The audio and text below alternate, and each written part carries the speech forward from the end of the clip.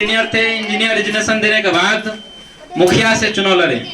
अगर हम लोगों शारदे की इस पवित्र मंदिर में मैं आके माँ शारदे को प्रणाम करता हूँ और आवासीय आदर्श शिक्षा निकेतन स्कूल के प्रधानाध्यापक भूषण भारती जी, उप प्राचार्य रुपेश जी का धन्यवाद देता हूँ। आपने मुझे आमंत्रण किया। दोस्तों, नाम से ही संकेत होता है आवासीय आदर्श शिक्षा निकेतन स्कूल। मैं यहाँ पे जितने भी अभिभावक अपने बच्चे को शिक्षा के लिए अपने बच्चे का नामांकन किए, उनको मैं सबसे पहले धन्यवाद देता हूँ। इस मौके पर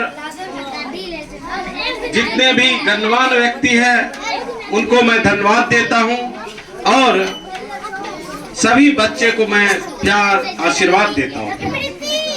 दोस्तों, अभिभावक एवं यहाँ के बच्चे, शिक्षा क्या है? आज जिस संस्था में आए हैं, मैं बराबर इस संस्था के व्यवस्थापक और उप प्रधानाध्यापक रुपेश जी एक युवा है। आप लोग जिस तरह बच्चे हैं उसी तरह हम भी बच्चे थे, ये भी बच्चे थे। और शिक्षा पाना एक नौकरी ही माध्यम नहीं है। शिक्षा पाकर आप समाज को शिक्षित कर रहे हैं और समाज में नन्हे मुन्ने बालक शिक्षित होके अच्छे समाज बनाएंगे तो बहुत गौरव की बात है। मैं रुपेश जी को धन्यवाद देता हूं।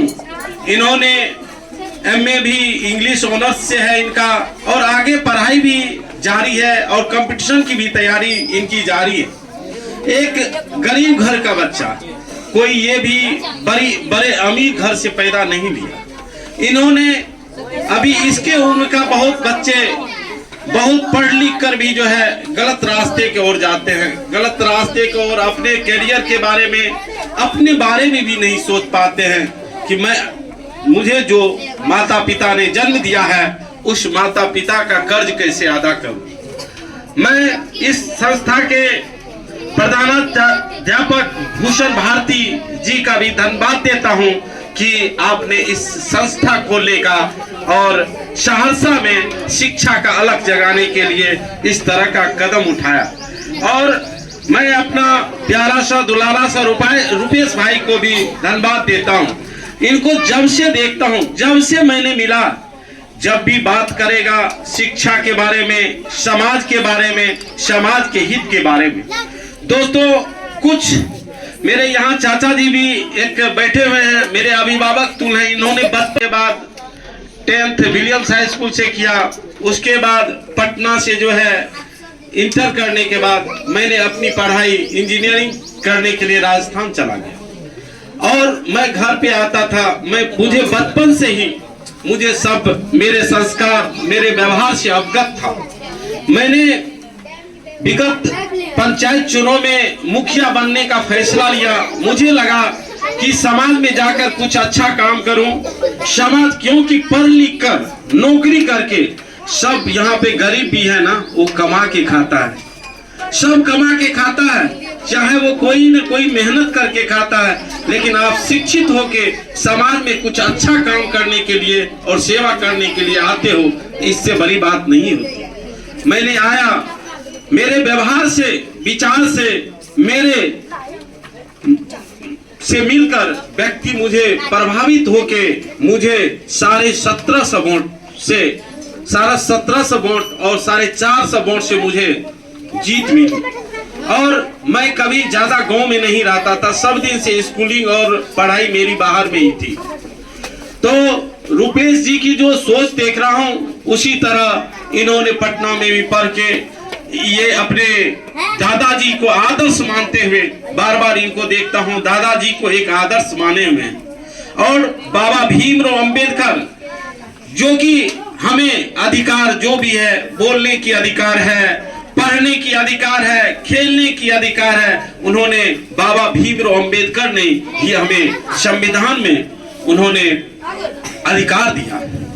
तो मैं सोचता हूँ इस तरह से आप लोग भी नन्हे मुन्ने बालक हैं और सभी पेरेंट्स बैठे हुए हैं, आपके बच्चे जब भी स्कूल से जाएं उनको अच्छा संस्कार दें, क्योंकि यहाँ 2 घंटा 3 घंटा और 6 घंटा के पढ़ाई में आपके बच्चे को यहाँ पर शिक्षा के साथ साथ मैं देखता हूँ यहाँ के जितने भी मैनेजमेंट टीम है, प्रधानाध्यापक हैं, रुपेश जी हैं, इन्होंने संस्कार भी सिखाने का काम करता है। और इस तरह का आयोजन ये अभी जैसे बच्चे पढ़ रहा था, अभी सबको जो है मतलब अपना उसका मार्कशीट मिलेगा, उनके पेरेंट्स आए हुए हैं, उनको सम्मानित करेंगे, इससे खुशी मिलता है। उसमें जो है लड़के में जो है नन्हे मुन्ने बालक जो है इसमें जो है एक आत्मबल मिलेगा। तो इन्होंने इस तरह का फैसला, इस तरह का कार्य कर रहे हैं शिक्षा क्षेत्र में, मैं इनको धन्यवाद देता हूँ। इनका एक भी देखता हूँ, एक दिन मैंने सोचा कि आप पढ़ लिख कर समाज में, क्योंकि इन्होंने अपने आदर्श डॉक्टर गौतम कृष्ण जी को मानते हैं और मुझे भी आदर्श के रूप में ही देखते हैं। तो इन्होंने एक दिन बोला कि भैया जब डॉक्टर गौतम कृष्ण जी वीडियो का नौकरी, उन्होंने अभी करोड़ों रुपए कमाते वीडियो साहब, लेकिन उन्होंने अपने नौकरी को त्याग करके, वो भी गरीब का अभी भी जाता हूँ तो क्या रुपेश जी उनका घर है? नहीं घर है, एलिवेस्टर का घर है, लेकिन उन्होंने किस तरह इतना कठोर कदम, यहाँ तो नौकरी की बात तो छोड़िए, वीडियो ऐसे पद को त्याग करके इस क्षेत्र में आए, क्योंकि उनमें समाज सेवा करने का जज्बा था। मैंने बहुत सारे कमाई को छोड़ के यहाँ आया, मुझे भी समाज सेवा, इन्होंने भी अपना समाज सेवा करने के लिए अपने वार्ड में चुनाव भी लड़ना चाह रहा है। मैंने इनको बताया कि ठीक है, आप शिक्षा के साथ साथ इस तरह का कार्य भी करेंगे तो बहुत अच्छा रहेगा। तो यहाँ जितने भी अभिभावक हैं, मैं आप लोगों को धन्यवाद देता हूँ कि आपने अच्छे इंस्टीट्यूट को चुना, जिस इंस्टीट्यूट में आपके बच्चे को शिक्षा के साथ साथ संस्कार भी मिल रहा है। आप लोग अपने घर पर भी बच्चे को शिक्षा और संस्कार दोनों दें, क्योंकि अभी शिक्षा तो मिल रही है, आप अपने बच्चे को बड़े बड़े स्कूल में एडमिशन करवा देंगे, लेकिन वहाँ जो है आपको शिक्षा तो मिल जाएगा, वो तो पढ़ लेगा, लेकिन उसमें संस्कार नहीं आएगा तो फिर वो शिक्षा कोई मतलब का नहीं है। क्योंकि शिक्षा के साथ साथ संस्कार जरूरी है। पहले और अभी के संस्कार में जितने भी पेरेंट्स हैं वो भी जानते हैं, पहले की जो संस्कार था, जो किस तरह एक बड़े को कैसे रिस्पेक्ट दे, छोटे को किस तरह प्यार दे। हमारे समाज में शिक्षा तो मिल रहा है, लेकिन संस्कार की कमी हो रही है। आज संस्कार की इसलिए कमी हो रही है क्योंकि मैं सोचता हूँ एक माँ बाप 2 बच्चे 3 बच्चे को पाल लेते हैं, लेकिन ये बच्चे एक बूढ़ी माँ और एक बूढ़े बाप को भी नहीं पाल पाता है। इसका क्या कारण है? इसका एक ही कारण है कि उसको शिक्षा के साथ संस्कार नहीं मिला। यदि शिक्षा के साथ संस्कार मिलेगा तो बच्चे को, मैं जानता हूं कि ये देश का भविष्य है। ये जो है खिलता हुआ फूल है, ये जो है बागी है, जिस तरह बाग में हर एक तरह का फूल खिलता है, ये लोग हर एक तरह की इनमें क्वालिटी है। कोई यहीं से IPS बनेगा, कोई यहीं से जो है दरोगा बनेगा, कोई यहीं से बिहार पुलिस बनेगा, कोई यहीं से समाज सेवक बनेगा, कोई यहीं से विधायक बनेगा, कोई यहीं से MP बनेगा, कोई यहीं से जो है एक शिक्षक बनेगा। और मुझे खूब खुशी होता है इस तरह के कार्यों को देखकर, और इस तरह के कार्य रुपेश जी कर रहे हैं, इनको फिर पुनः बधाई देता हूं। और आप लोग कम से कम एक बात तो जरूर देखिएगा, शिक्षा के साथ साथ संस्कार बच्चा को, मैं संस्कार पर इसलिए ध्यान आकृष्ट करना चाहता हूं। अभी जिस तरह मैं गांव और छोटे शहर में हूं, यहाँ देख रहा हूँ कि छोटा छोटा लड़का रुपेश, ऐसा उम्र का, जिस तरह रुपेश ने अपना शिक्षा को चुना, अपने समाज सेवा करने, बच्चे को पढ़ाने, इस तरह का ये कठिन काम है। जब मैंने मुखिया लड़ने आया था तो मुझे बोलता था ये पटना में रहे की जाने चाहिए, कुछ नहीं जाने चाहिए, वते की देता समाज सेवा करता थोड़े, ये नाइला जीत जेते फिर पटने भाग जेते। लेकिन उसको मैंने साबित किया। मैंने जीतने के बाद 3 साल पहले आया, जीतने के बाद मेरा रूम वहां पर रहने के बाद भी 1.5 साल के बाद पटना गया था, क्योंकि मुझे फुर्सत ही नहीं मिलता है समाज सेवा करने से।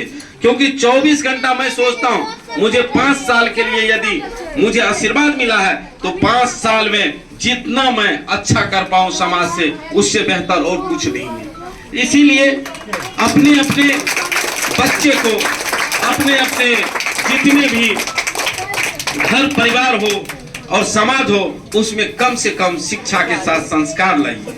और अभी भी कुछ युवक इस शिक्षा तो प्राप्त है, उनको पूछते हैं बाबू कौन बीए कर लिए हैं, भैया बीए कर लिए हैं, तो यार बीए कर लिए हो तो घूम क्यों काहे रहे हो, कुछ ना कुछ रोजगार करो, बहुत सारा नौकरी। क्योंकि अपने बिहार में ऐसे भी जो है बेरोजगारी कितना है, ये परिस्थिति देख सकते हैं, अभी नौकरियां बहुत कम मिल रही है।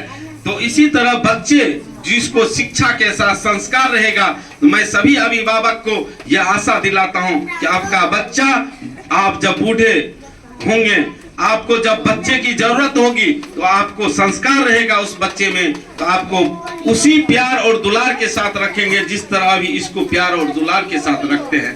तो इसीलिए उनके रहन सहन, सारा कुछ, बोली भाषा, सब पर ध्यान रखना है। और ये बच्चे जो है देश का भविष्य है। मुझे पूर्ण विश्वास है इस बच्चे में से बहुत सा अपने देश के लिए कुछ न कुछ अच्छा ही करेंगे और सेवा ही करेंगे। और मैं इसी के साथ अपना वाणी विराम करता हूं और रुपेश जी को, यहाँ के प्रधानाध्यापक को धन्यवाद देता हूं कि आपने मुझे इस लायक समझा और मुझे बुलाया। धन्यवाद। नाम संगीता देवी, घाड़कपाड़ा, पोस्ट नंदाली, जिला सरसा, पिन कोड 85/01।